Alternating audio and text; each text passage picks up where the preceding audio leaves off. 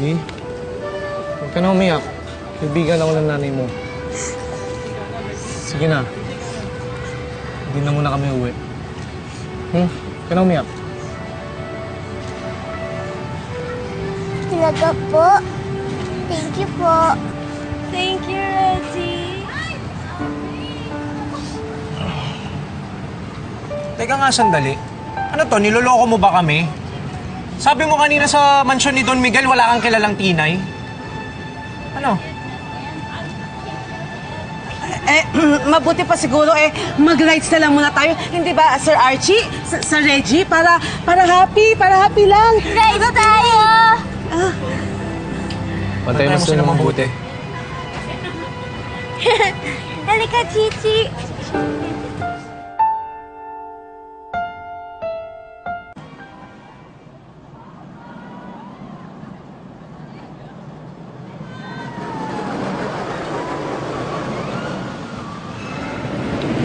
Pinsang ko ang Tito Stanley ni Tinay.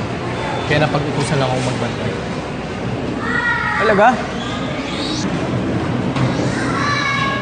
Pag-utusan ka. Bakit parang kanina nung pagdating namin, ang magkasama si Tinay tsaka yung Yaya? Kung talagang napag-utusan ka, tututukan mo si Tinay. Aba, mahirap na. Baka mawala si Tinay. Sa tingin ko, mas mahirap kung hinahayaan ko makasama mo. Kasi alam mo, sa totoo lang, ang bilin sa akin ni Stanley, wag na wag kang papalapitin kay Tinay.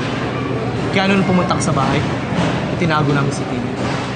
Ikaw kasi yung Archie na nagpapayak kay Tinay. Yung Archie na nagpapasama ng loob niya.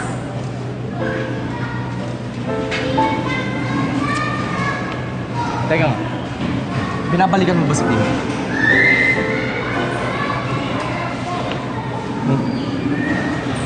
May girlfriend ako. Tsaka gusto ko magkasama yung mag-ina kasi gusto ko makita na masaya yung anak ko. Tsaka nakikiusap ako sa'yo, ha? Baka pwede, wag mo nang paparatingin to sa mga batong buhay. Hindi man tayo magkaibigan, pero nakikiusap ako sa'yo. Alang-alang kay Chichi. Alang-alang kay Tinay.